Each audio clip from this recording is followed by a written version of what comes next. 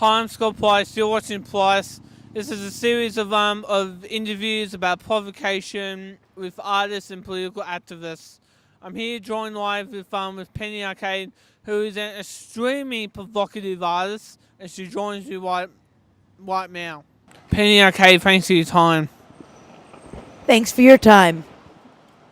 Uh, can you ba- um, can you tell me about your performances?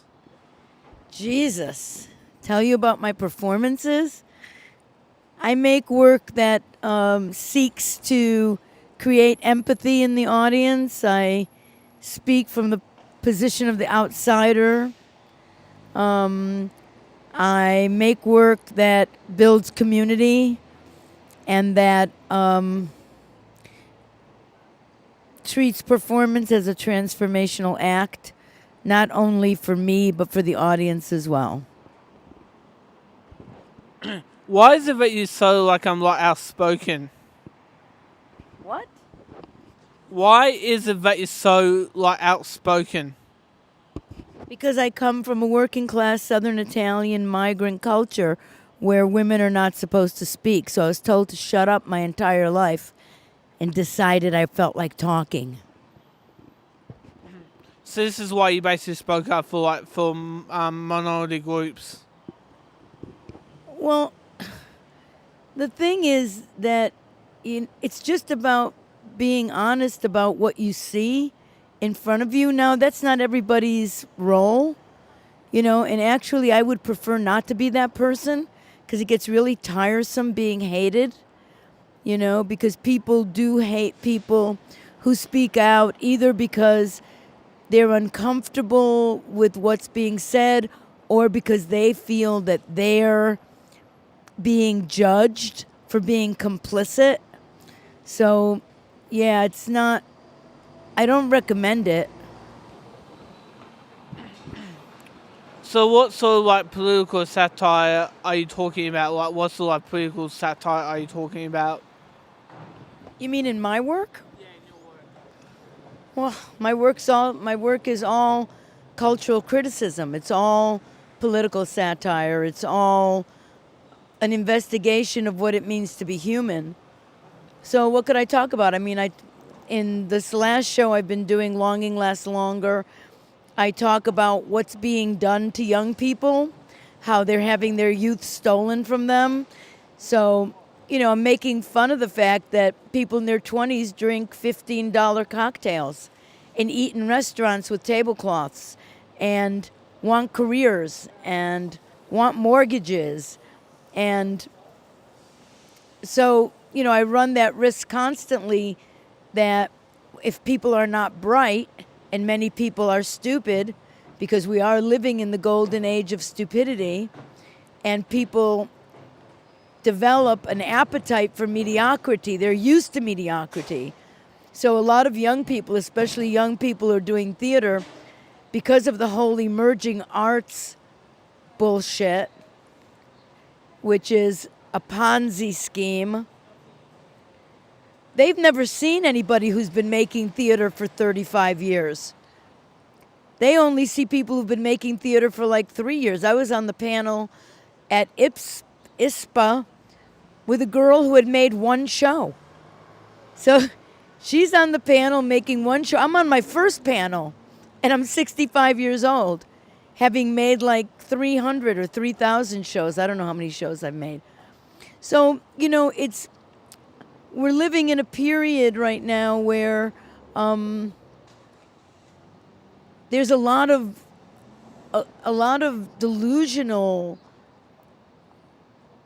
beliefs, because you can only know, you can only bring what you are to something, and everybody has been less than they want to be, including me. I was young for a really long time. I just got old recently. And,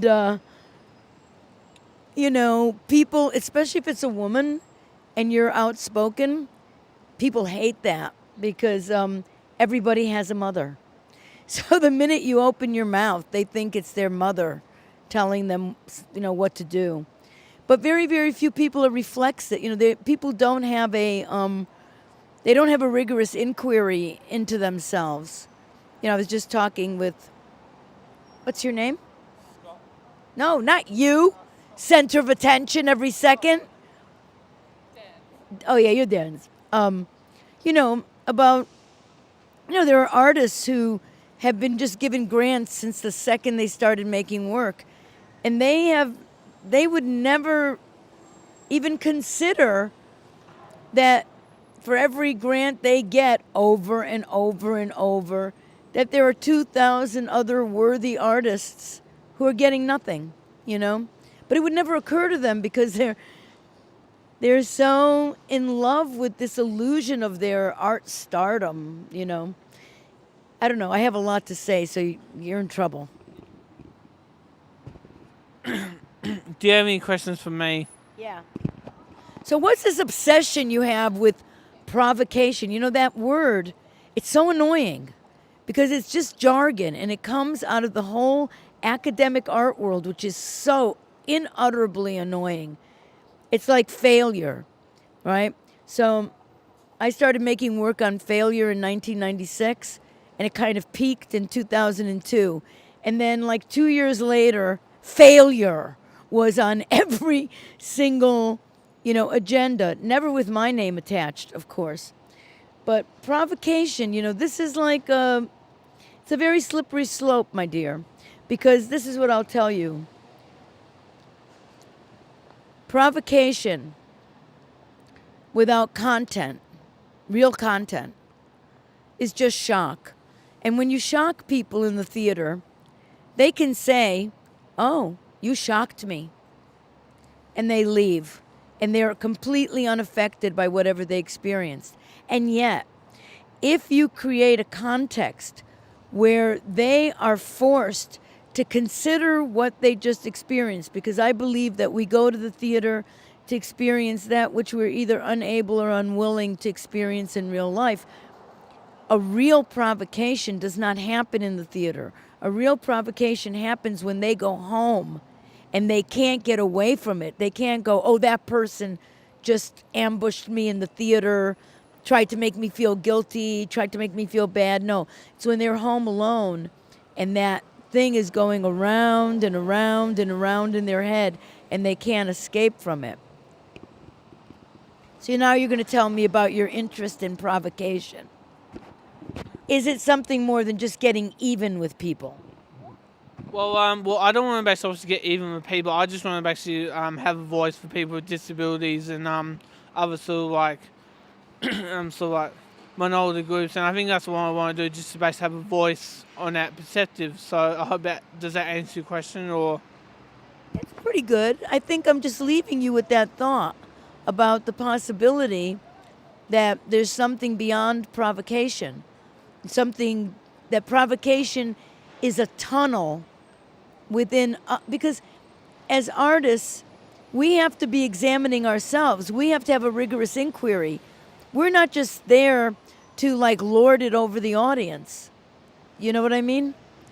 That's like an examination of ourselves. What do you think about that?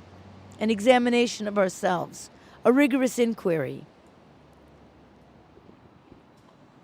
Yep, I reckon it sounds like a tops idea to do that. Look, we're going to wrap it up, but thanks for your time, Penny Arcade. Thanks for your time, Scott Price. You're watching Price. I've been speaking to Penny Arcade.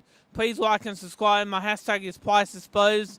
And I'm Scott Price, and you're not.